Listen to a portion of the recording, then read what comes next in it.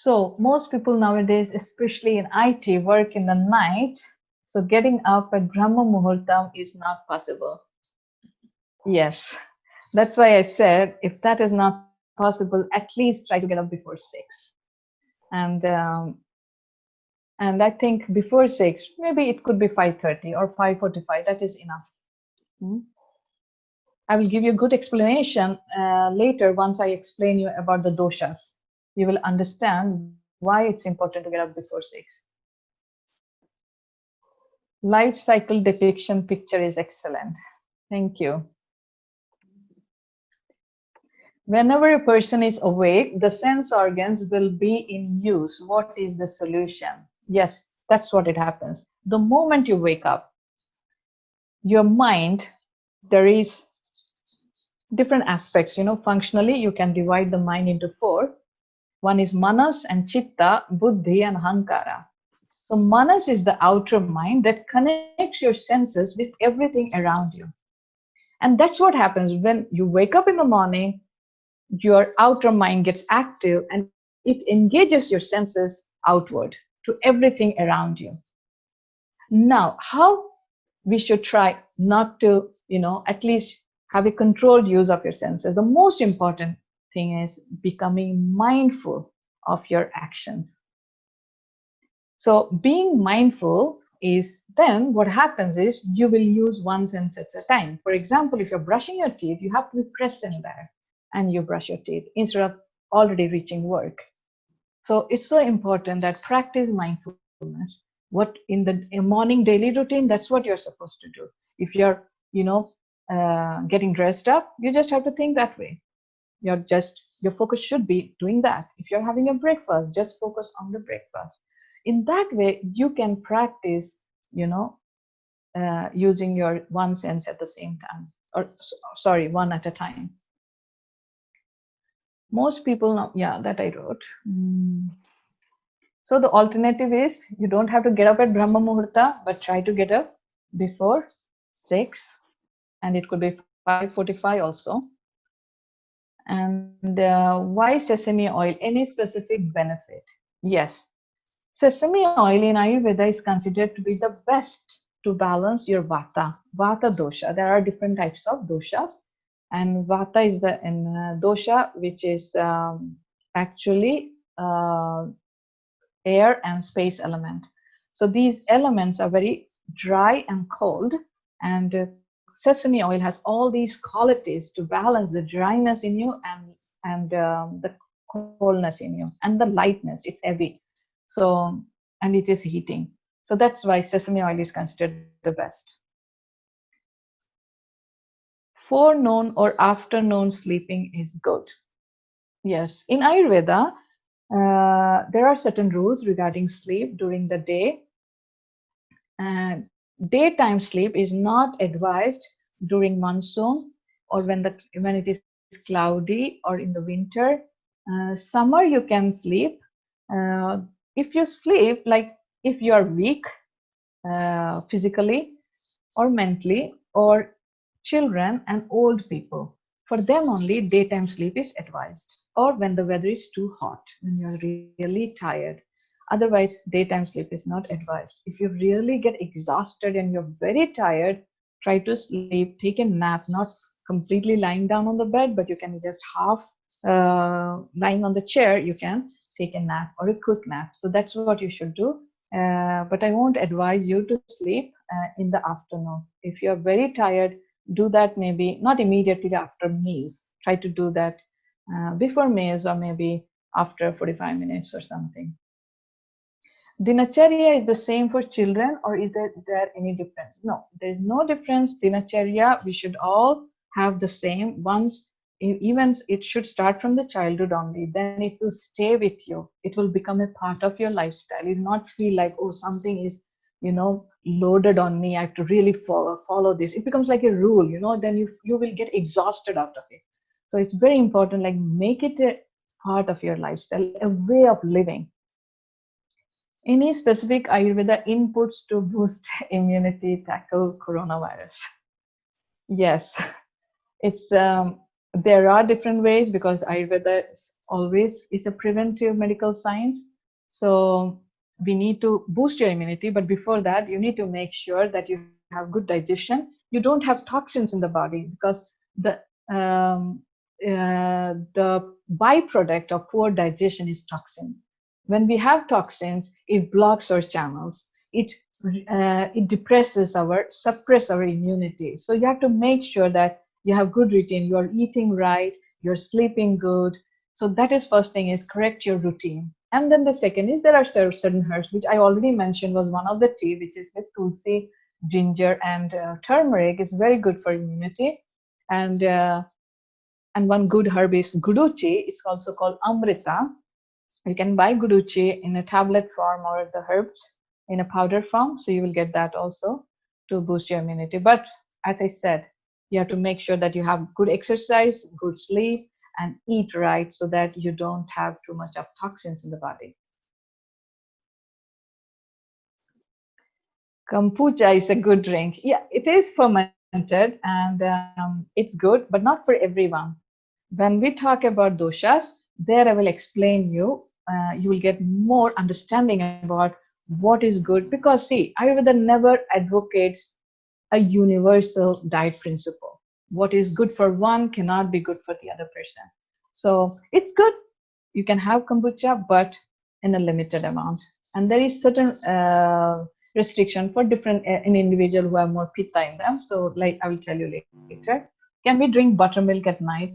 No, not advisable. Best is take it after lunch. Uh, Very helpful. How can we? Thank you for your talk. Very helpful, Yasha Nayak. How can we improve our digestion and metabolism? It's very good question. I think I will cover it in the third session. And in short, I can always say is drink hot water. And so that I can say now, which is a very simple tip. And drink boiled water. If it is too hot in India, you can drink boiled cold water, but not ice cold water. And immediately after food, don't drink water. Wait for 45 minutes and then drink water. That is one of the tips for good digestion and metabolism. Early dinner is also very important for digestion. Is milk with turmeric good before going to bed, or should it be avoided? You can definitely take milk, warm milk with turmeric. And turmeric is actually taking away the heaviness and the cold quality of the milk, because milk can produce congestion. It can increase the mucus production. So when you add turmeric to that, it actually takes away those qualities. It the opposite balance in Ayurveda. So that's why we add turmeric to that. You can add a little bit of black pepper also, and you can drink milk. Hmm.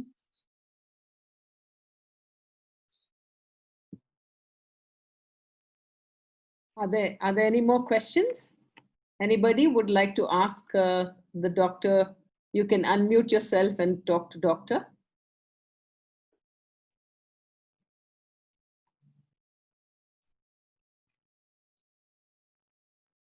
I don't see anybody else asking questions, so.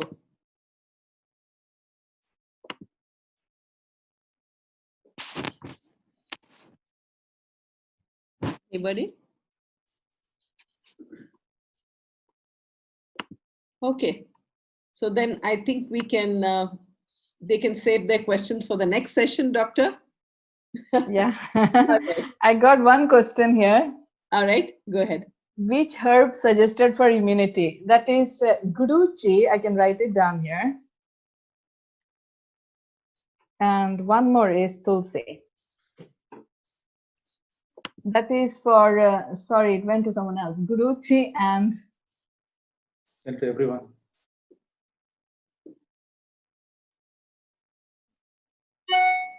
Oh, there's some more questions that have come in.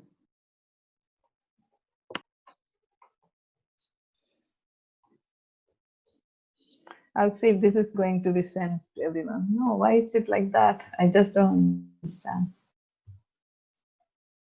I hope you got the herbs Vikash Tibrewal. I was suggesting guduchi and tulsi. Can we take ashwagandha daily? Yes, you can, but don't get used to it. Maybe 1 month or 2 months you can take, and then give a break. There's one more question before that. Consumption of curd, is it good? Is it good? When should we eat curd? See, there are many rules which is mentioned for yogurt or curd.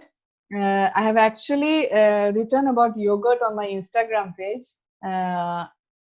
Even consumption is good, and but in the afternoon, avoid if you have a lot of congestion in your body or lungs.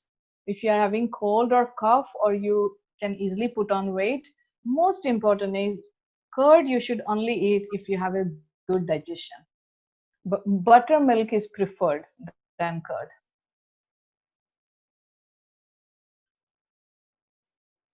Yeah, ashwagandha is safe for consumption. Of course, it is safe, but make sure if you have any thyroid issues, you should take it with caution.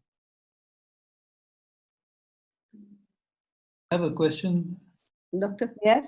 Uh, I hear very often that there's metal, heavy metal, or something like that in Ayurvedic medicine. What is the truth over there? See, I mean, when it comes to, we use minerals a lot in Ayurvedic medicine, but sometimes it can be that the amount that can come from the earth, from the, the heavy metal that can be in a trace amount.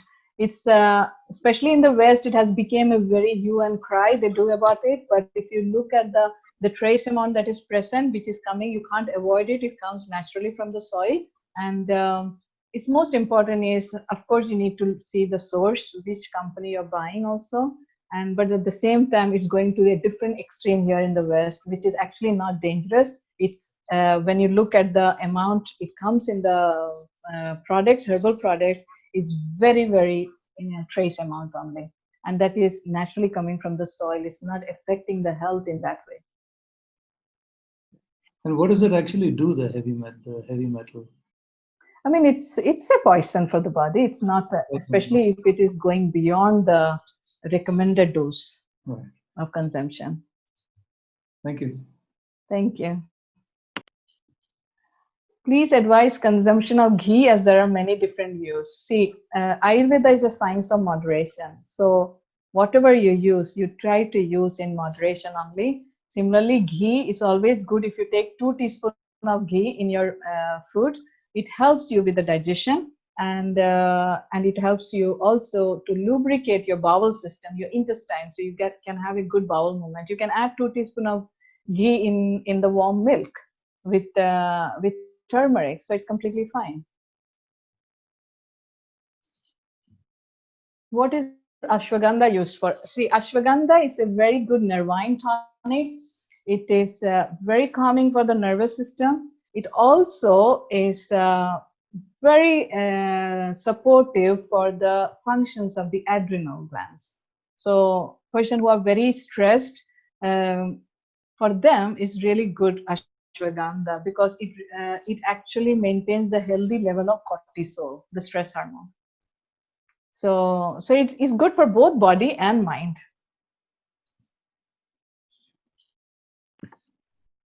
Thank you, Sunita. Thank you, Durga. Thank you, Gulu Advani. Thank you all. There are lots of thank yous on the chat for you, Doctor. I must say it was an extremely interesting session, and you really actually started from scratch and told us everything that we need to know about Ayurveda, the science of it. And, so we've got a good overall sort of perspective of Ayurveda. And we really look forward to the balance 2 sessions where you're going to go into the doshas and the dhatus and all the other detail that you're going to go into. Yeah. My suggestion for everybody is that if you have questions, you can just note them down, and then we can take them up in the next session that we're going I will just answer one last question. It came here from Sandhya. Any suggestions for anxiety? Yes, Sandhya, you can see the first shloka that I mentioned was Ragadi Rogana Satatanu Shakrana Sheshakaya Prasatana Shesha Ausukhya Moha Arati Dhanjarana Yo Apurva Vaidyaya Namo Astu Tasmai. So all the mental issues manifest in our body as in anxiety. So the first important thing is you have to practice pranayama. And because when a person is very anxious, then it's difficult to calm the mind or do meditation.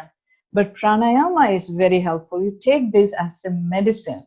So do simple pranayama, or you can do is Brahmari pranayama. We call it Brahmari, where you put your thumb in the ears and you do this, you close your eyes and you inhale deeply. And when you exhale, it should sound like Brahmar, bee. Bees. So like a bee. So you breathe in, and while you breathe out, you should sound like a bee. So do Brahmari pranayama, do Nadi Shodhana, and that is alternate nostril breathing. So do these two breathing exercise. It could be like 5 minutes, but at least 2 or 3 times a day, you can divide that. So make sure you do that. Morning, afternoon, and dinner. Before meals, you should do in empty stomach. And that will definitely help you. So that is the first step for anxiety. And then there are other herbs or medicines and all are there, but start with breathing exercise. Thank you. So thank you, everyone. We have another session coming up with Dr. Sangeeta. That's on the 23rd of June. That's the Tuesday, same time, 7 p.m. And this also, we'd like to tell you that we have another program with Sri Krishnapani Kesi Raju coming up on Friday, 19th. And he's been talking to us about a subject called Wisdom Codified. We start at 7 p.m. So please be here. And then we have Dr. Sangeeta for you on the following Tuesday on the 23rd. Thank you so much for everybody for being here from all of us at Rtambhara.